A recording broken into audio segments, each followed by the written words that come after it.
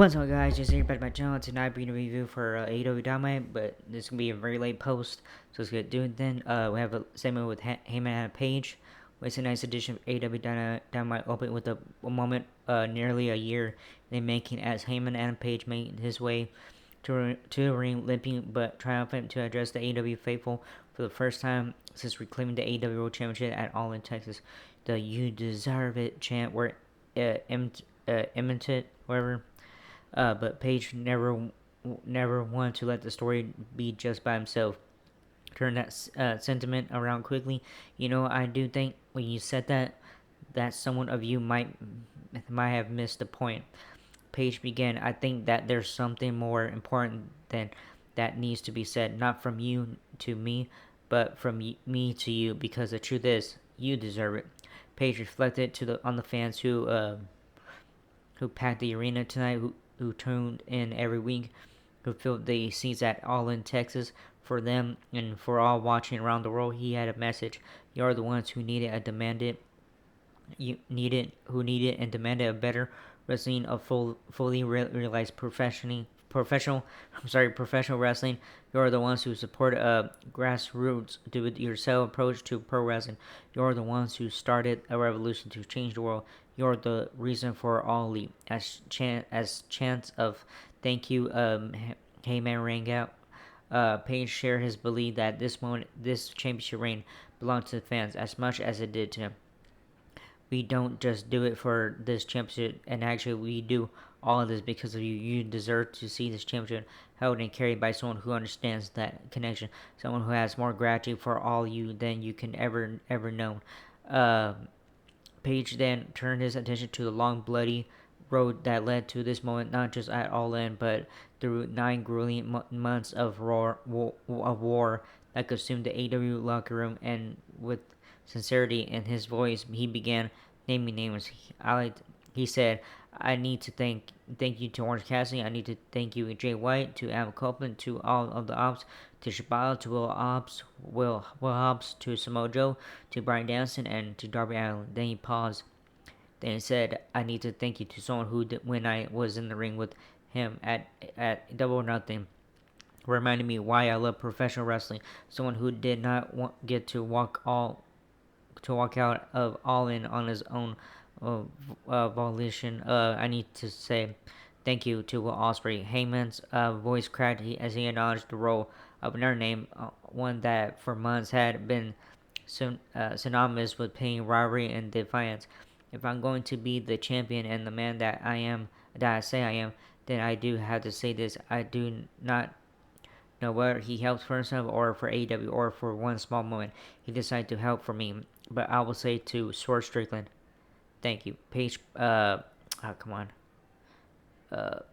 Page admitted that the weekend of All In was a world of blood, tears, and emotional catharsis.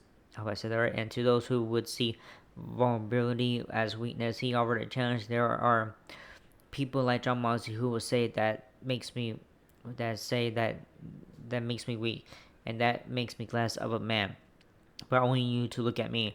I have a wife and 2 kids who love me. I have thousands of millions of people watching AEW who can look to me and who can respect me. If you want to know what kind of man I am, you can look at me tonight because I am the champion of the fucking world. When we then see a package celebrating the awesome event that was All in Texas before the Young Bucks arrived in the back of a normal car, having to carry their own bags now that they are the former EPs. That was funny. Alright, first match coming up. Mascara Dorada versus Kyle Fletcher.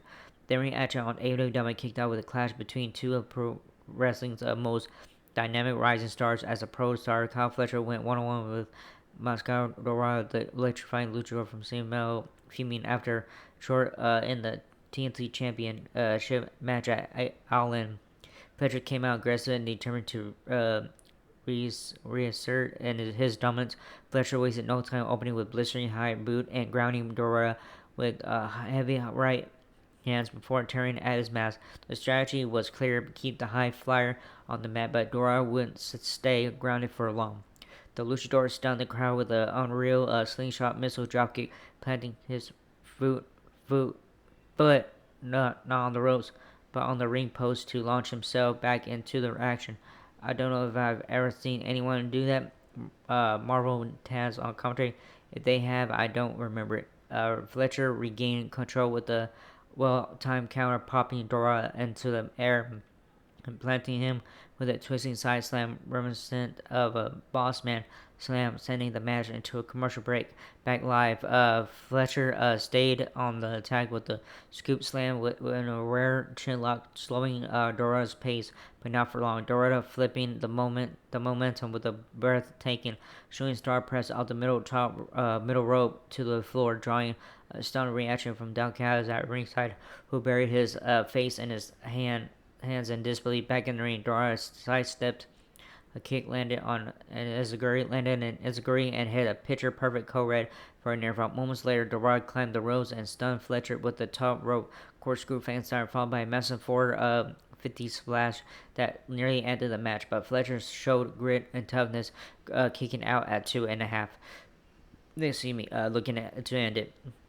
Dora attempted a moonsault, but Fletcher caught him out of midair. From there, the momentum turned sharply. Fletcher launched Dora face first into a turnbuckles with a running long dart and then exploded across the ring with a vicious big boot. With Dora stunned, Fletcher hoisted him up and drove him down with a signature brainbuster, earning the hard-fought pinfall victory. Fletcher's hand was raised in victory, but then the look in his eyes suggested unfinished business as the pro star continued his march back toward the championship contention. Uh, so winner is Kyle Fletcher. All right. The former EVPs get those rowdy and stuff in their first appearance since All In Texas. Matt Jackson found himself far removed from the executive suites. I'm sorry. They once called home, no longer EVPs of AEW. Young Bucks were met with sarcasm and unsettling changes as they tried to find their place in a company they helped build. Who the hell do why is this our room? Matt Jackson muttered as he and Nick arrived at the ballroom and stuff. By the way, everybody was making fun of them because they lost and stuff. It was funny. So yeah, I couldn't stop laughing. But yeah, then Don Callis told me we need your help and stuff. And well, one of the Young Bucks said, we'll never join the Don Callis family and stuff. The Don Callis family said, okay, I understand. But they after that, Callis they accept Don Callis for a match, which was later tonight and stuff during the show, and yeah. So then they hugged and stuff, and so yeah. Anyways, I have a little with MGF during the after his match with the at AW All in Texas last Saturday. He talks about like I'm the better champion than you, I'm the best in the world, all that stuff. So yeah. Anyways, it was good. So after that was All-Star 8-man tag Brody King, 8-man tag Brody King, ROH World Champion Bandito, Jet Speed, Kevin Knight, Speedball, Mike Bailey versus the Young Bucks, Matthew Jackson and Nicholas Jackson. And Masters All-Star 8-man tag ROH World Champion Bandito, Brody King, and Jet Speed, Kevin Clay with the unlikely alliance of the Don Callis and Charlotte Josh Alexander and the Young Bucks. The match kicked off with Brody King and Josh Alexander exchanging heavy strikes with thunderous chop from Brody, leaving the walking weapon gasping for breath. Tags followed, and Bandido and Hachero picked up the pace. A firing sequence that included a big satellite arm drag from Bandido and a diving hurricane off the apron to the floor. Momentum shifted quickly as Jet Speed entered and showed off their signature fluidity, a double whip, double tip toss, and tandem offense that left Nate Jackson scrambling, but the Bucks responded with the sharp counters and a classic Doomsday Device style kick stomp combo as the heels took control heading into the break. Back from commercial break, Kevin Knight blasted both Bucks with a leaping double dropkick and a red-hot tag brought in a speedball Mike Bailey, who returned the ring into his own dojo.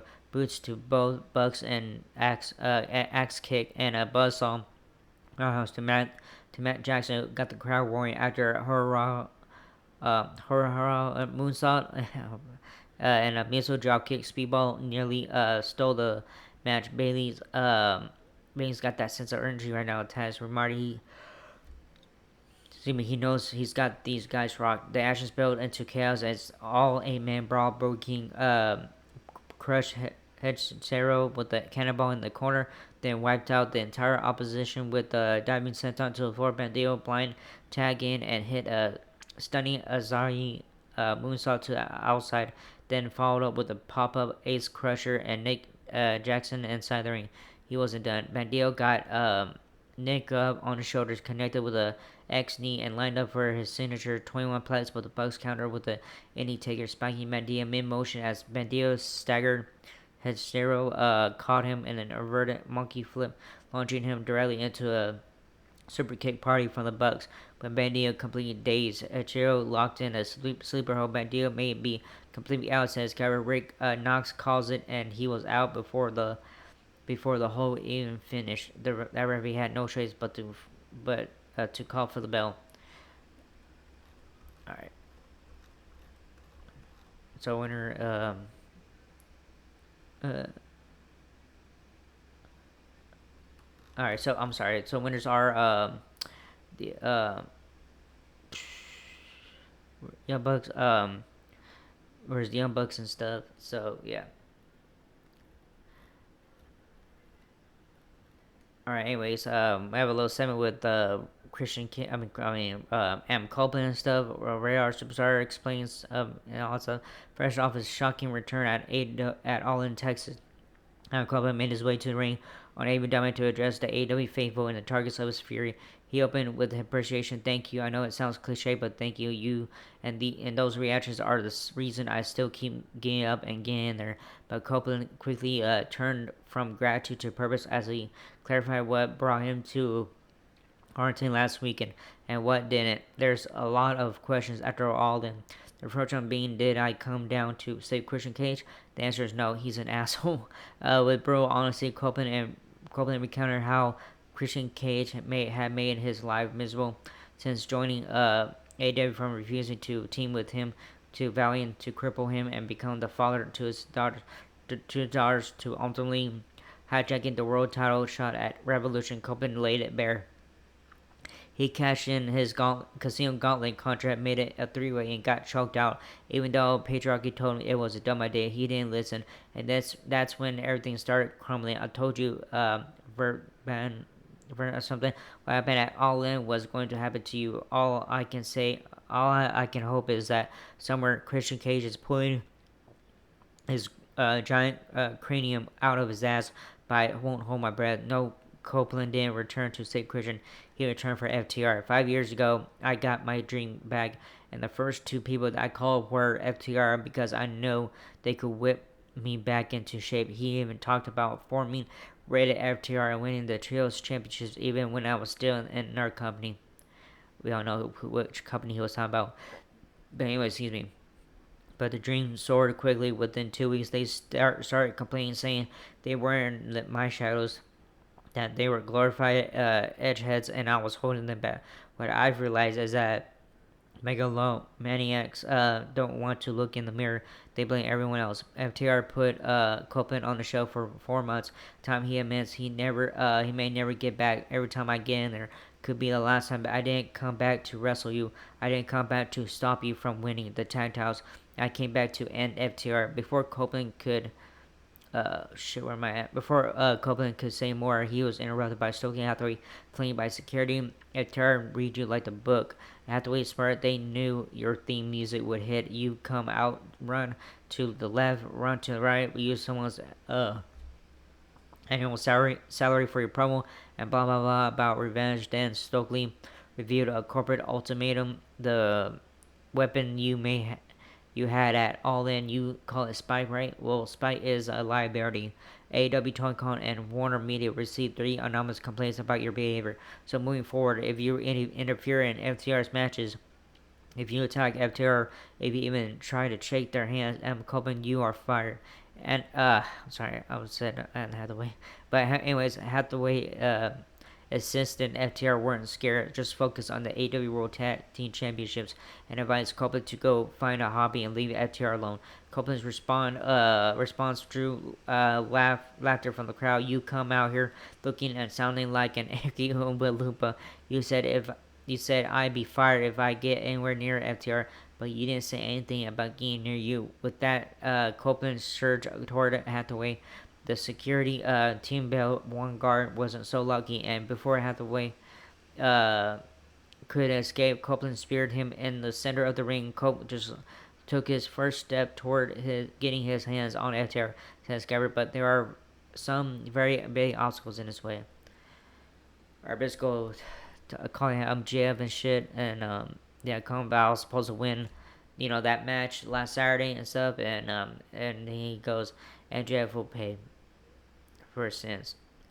Alright, next match coming up is $100,000 women's four-way match. Willow Nightingale versus Chris Stanley versus Queen Amina versus Thekla. Win with $100,000 on the line. Four of AEW's most dynamic competitors, Willow Nightingale, Chris Stanley, Women collide in a wild, high-speed four-way match that highlighted the division's strength, depth, and unpredictably when something early on. The action moved at a frequent pace. Stanlander showed off her raw strength by scooping up Thekla and holding her vertical before planting her with the leg suplex and a kip up. Thekla fired back with kicks and strikes, but was intercepted. With Amina pulled Stanlander to the floor, and Willow followed with a running senton to break up a pin attempt on Queen. Amina countered with a stomp, then rolled up under a senton attempt from Willow and whipped her into the corner for a crushing hip attack. The momentum swung wildly as all four women took turns hitting big shots, including Amina's off their head kick, only for Willow to break it up with another senton.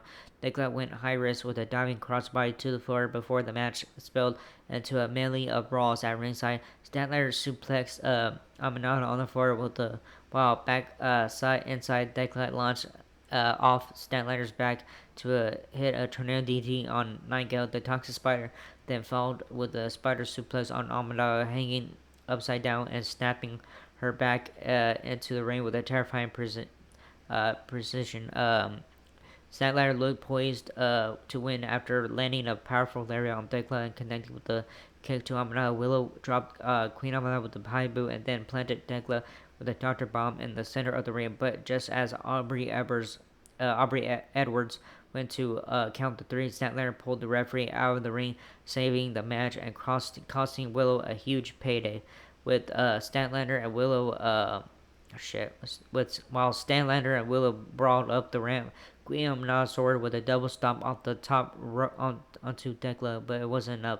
That's when chaos truly reigned as Amina tried to capitalize. Sky Blue appeared at ringside, drawing attention, but it was Julia Hart lurking behind who delivered the most devastating blow. Julia entered the ring and spit green mist into Amina's face. Thekla struck immediately with a stomp and hooked the leg. Thekla pinned Queen Amina to win $100,000 four-way match. After the match, Thekla stood tall with Julia Hart and Sky Blue by her side, all three raising each other's hands and a signal that they may be more than just one time in alliance. So, where is Thekla?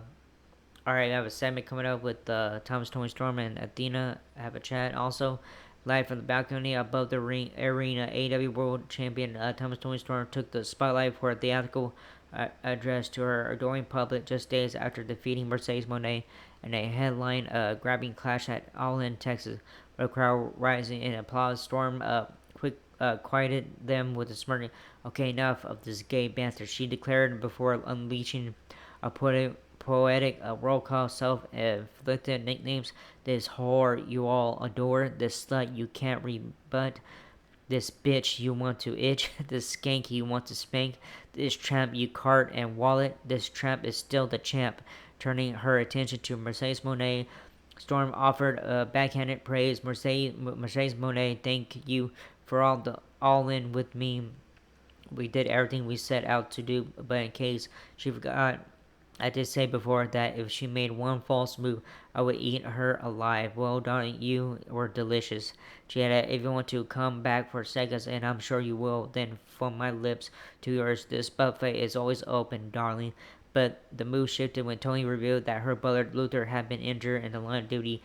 She said, I can't tell you what happened, but it requires reattachment surgery. Damn. that bad. So, anyways, still remain unfazed. Now my tits are pointing to the future. There are so many people with the knives, and I'll have to be careful now because this is the big one in this company and this business on this planet. Before Storm could continue, her monologue was interrupted. Oh shit. Okay, anyways, was interrupted by the fallen goddess Athena, who appeared on the screen alongside her enforcer Billy Starks. That's not the big one, Tony. I am. Athena declared, I am the fallen goddess, Dominion Overlord, the American Joshi. I am the symbol of fear, prestige, and unapologetic power. I am the forever RH Women's World Champion, Athena. Her tone sharp as she as she set her sights on the AW Women's World Title. You'll be the white-hipped heifer that no one cares to remember because soon I will be the forever AW Women's World Champion. Athena reminded Storm that Mina Shirakawa wasn't able to help at all in. Mina decided to step in my company without permission, and I decided to take her head off with one beautiful old face. If I'm doing my math correctly, Billy, that means no one is left to save you when I execute this. She posed the question directly. So what's going to be, Tony? Are you going to die tonight in Chicago? Are you going to die in London? Are you going to die in Canada? Or maybe it'll be right here at the end of Grand. It's time to stop looking for your happy endings because your demise and your murder are here. Unshaken, Tony responded with her trademark flair. Very well, she purred. If you are ready, I will be sweaty. If you are willing, I will be thrilling. And if you are able, I will bend you over the table because I am timeless. The AEW Women's World Champion had the last word, but the fallen goddess made her intentions brutally clear. A showdown is coming. Then after that, Nick Wayne and Justifies removing the patriarch. Yeah, so they're talking about like, they finally moved Christian Cage from their group and stuff and all that stuff, blah blah, and yeah. All right, so Okada, we have a little Okada match and stuff. AW's newly crowned unified champion Kazuchika Okada wasted no time making his presence felt on Dynamite, following his victory over Kenny Omega at All In. At All In Texas, flamed by Don Callis and carrying both the AW International and Continental Championships. The Rainmaker made his entrance for a rare singles bout against Rafael Quintero. Okada struck with immediate authority a boot to the midsection, followed by a series of elbows left Quintero staggering the unified champion and kept the pressure on, adding a precise and powerful elbow strike before unleashing his signature picture-perfect dropkick, a move Excalibur called the best in the business. Moments later, Okada measured his opponent, pulled him in, and delivered the Rainmaker clothesline with devastating force. It was academic from there. So after the bell, Don Callis grabbed a microphone to introduce the next champion, Okada's reign. The champion took center stage and cut straight to the point. Swerve, you screw my friends, the Young Bucks, Okada said. The crowd buzzed as Okada referenced the events of All In where Swerve, Strickland, and Will Ospreay defeated Matt and Nick Jackson, costing their AVP status and securing the right to challenge for the AEW World Championship within the next year. Okada didn't need to say Swerve's name twice. Strickland made his entrance sharp and black sequin study suit and oozing confidence as a stepping into the ring with the Rainmaker. The two stood nose to nose as the crowd erupted. I did that. I did do that. Swerve declared, "What are you gonna do that? What are you gonna do about it, bitch?" Before things could interrupt, Don Callis stepped between the two, urging Okada to hold back at least for now. Oh, by the way, Okada said "bitch" before Strickland came out and stuff. So anyways, I have a main event coming out, trios match, AEW World Champion Heyman Page, AEW World Trios Champion Powerhouse Hobbs and Mark Briscoe versus Dead Rise, John Moxley, Claudio Casanova, and Weird Yuta. And a wild, hard-hitting Dynamite main event, AEW World Champion Heyman Page, former Heroes, blah blah. Okay, anyways, Hobbs and Casanova kick things off, training massive strikes until a short arm lariat from Hobbs dropped the Swiss Powerhouse. Heyman tagged in. next, stomping Claudio down in the corner and mounting him for a barrage of punches before referee Paul Turner pulled him away. Where Yuta tagged in a vicious boot from the world champion. Page dragged him into the corner and tagged in Briscoe, who followed up with the redneck kung fu and a flurry of chops. The match broke down quickly. All six men brawled before a commercial break. Back from break, Hobbs was the legal man, but got chop blocked by Casanova on the outside after Marion Shafir stepped in his way, allowing Moxie to slam Hobbs into a steel steps and choked him against the barricade inside the ring. The Dead Riders isolated and brutalized Hobbs until he was finally able to tag out to Briscoe. Briscoe came in hot but was gouged in the eyes by Shafir and dropped with a paradigm shift from Moxley on the outside. Another commercial cut the chaos. And when the show returned, Briscoe was still trapped deep in an enemy territory.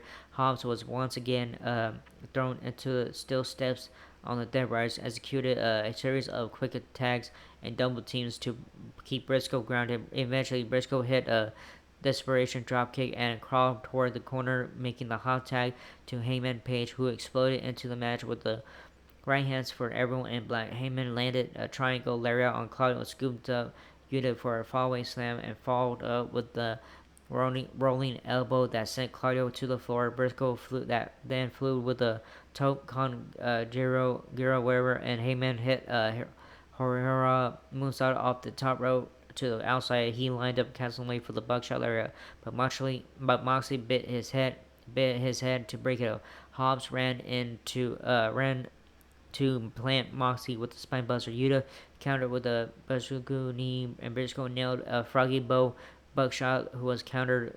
Neutralizer was countered. Then Page flipped Claudio into a jackknife pin for the 3 count. After the bell, the Dead Riders ambushed Heyman, isolating the champion as Hobbs and Briscoe were overwhelmed outside the ring. Moxley stood over Heyman, poised to inflict more damage, but then from the rafters, Darby Allin appeared. The distraction gave Page the opening to recover, and with fury in his eyes, he blasted Moxley with a buckshot lariat, sending the Dead Riders retreating to close the show. So yeah, the winners.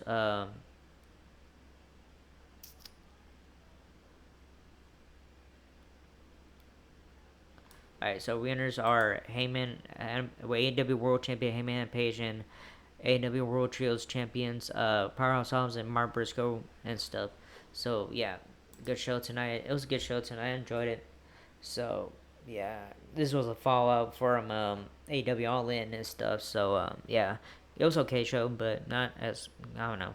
Anyways, that was this first video. Hope you like it. I'm sorry if I sound so lazy sometimes in videos, because I don't know. I'm always like that. I'm like, I don't care and stuff, blah blah. But anyways, that was this first video. Hope you like it. Not whatever says. So let's grab hit the button, leave a comment.